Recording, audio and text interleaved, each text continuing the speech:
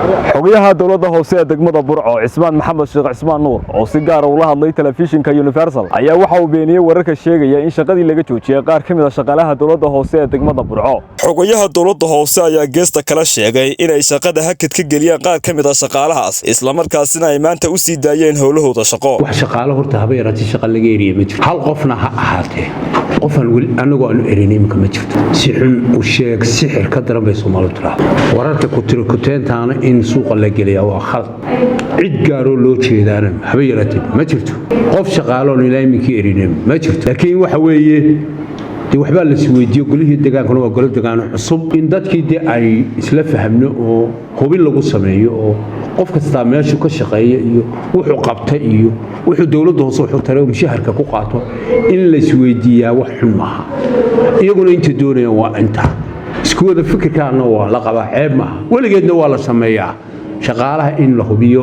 shaqadooda iyo tayadooda iyo gunadooda iyo waxqabadkooda intuba waa wax marka muhiimaddu waxa weeye baytul qasiidka meesha ku jira waxa la hubinayaa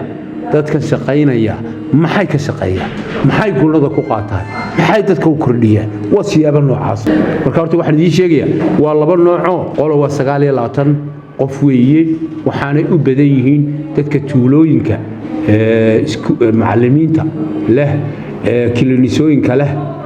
waashmaanada leh wadad noocaas ay u badan yihiin oo ka baxsan magaalada Burco tuulooyinkeeda ku wareegsan leh dadna waa shaqaalaha dawladda hoose qoladaas hore aan idin sheegay tuulooyinku waa 29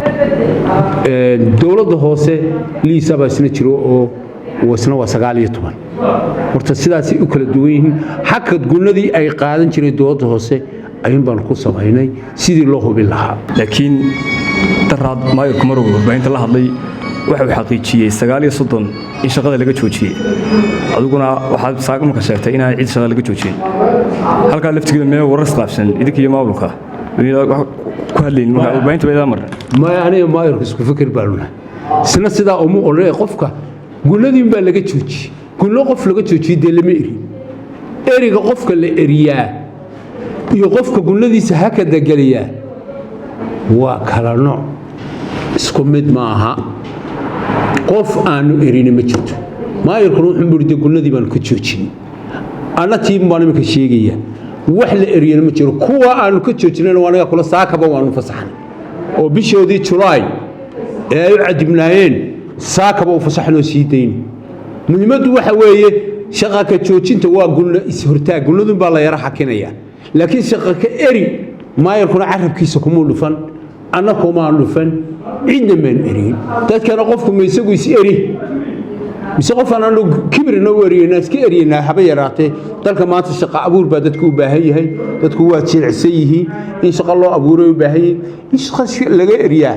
haba yaraatee waxa naga suuroobsamaha Cabdiraxmaan Camaar telefishinka Universal magaalada Burco.